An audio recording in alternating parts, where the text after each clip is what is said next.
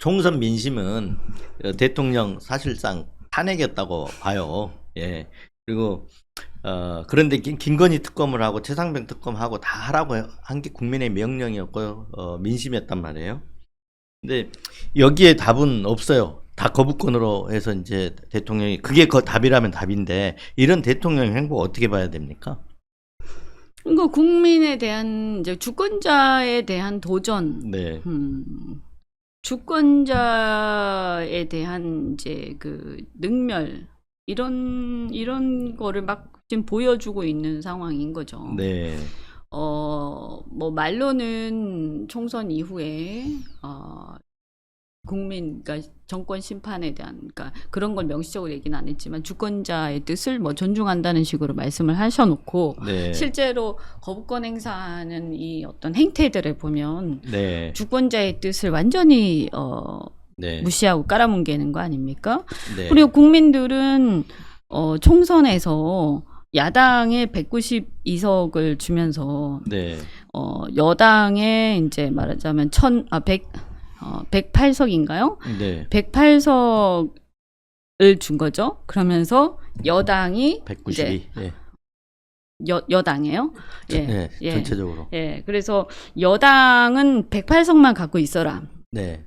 이렇게 소수 여당만 인정하겠다. 네. 라고 한 건데 대통령이 이것을 여당 의원들 초선 의원들을 만나서 뭐라고 얘기하셨냐면 네. 108석의 한계를 네. 내 거부권을 가지고 뒤집어라 이런 취지를 얘기하셨어요. 그죠? 네. 네. 예. 그러면 그 표현은 조금 다르지만 그럼 그 얘기는 아니 국민이 108석을 주면서 좀 조용히 있어라. 네. 국민들한테 네. 또 어쨌든 야당이 요구하는 것에 대해서 그 좀 접어주라는 얘기잖아요. 그렇죠. 네. 그런데 그거에 대해서 내가 거부권 행사해서 그 뒤집어 줄게. 그 국민들 너희들이 주권자 너희들이 아무리 네. 나한테 심판을 하겠다고 해도 나한테 저항을 해도 네.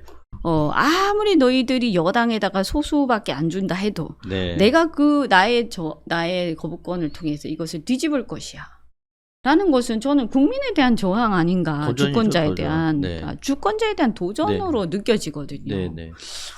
이 말은 무슨 뜻이냐. 그 말 자체가 매우 네. 도전적이죠. 네. 네. 아주 호전적. 탄핵할 수 있으면 해봐라 뭐 이런. 호전적이에요. 것 같아요. 네. 그래서 깜짝 놀랐어요. 네. 네. 설사 속으로 그런 생각을 해도 네. 들으라는 듯이 그 얘기를 한 거 아닙니까? 그리고는 그걸 흘렸잖아요. 언론에다가. 그래서 이분은 굉장히 위험한 분이구나. 네. 우원식 의장이 새로 이제 선출이 됐잖아요. 국회의장. 네. 그래서 경고를 했잖아요.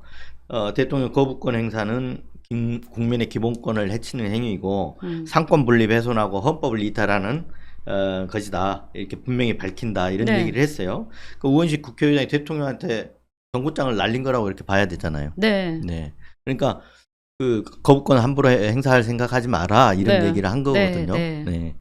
아까 그 의원님 말씀하신 그런 어떤 국민에 대한 도전 이런 거에 대한 그렇죠. 경고이기도 하고요. 원래 거부권이라는 건 네. 거의 비상대권에 가까운 성격이라고 봐야 되고요. 네. 사실은 이렇게 일상적으로 쓰는 것은 국회의 의결 정족수를 200석으로 전환시키는 거거든요. 네. 그 원래는 150석인데 상시적으로 150석을 200석으로 올려놓는 상황이 되는 거죠. 네.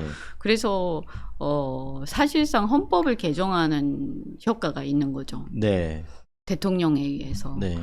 저는 이게 상습적으로 진행이 되면 매우 위험하다. 그렇죠. 저기. 네, 매우 위험하고 어떤 트리거적인 그 트리거에 해당하는 상황이 도래하게 되면 이 모든 거부권을 행사한 그 일종의 그 거부권을 행사한 정황들과 그 거부권을 둘러싼 대통령의 발언, 이 도전적인 네. 호전적인 발언, 국민에 대한 네. 도전적인 발언들 이런 모든 것들이 그것이 다 어우러져서 탄핵 사유 될 수 있습니다. 탄핵 네. 헌법에 대한 중대한 도전. 네. 그러니까 헌법 수호 의지가 없다. 네.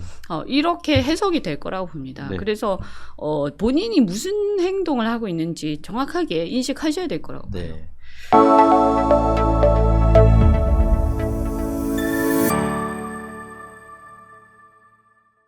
예.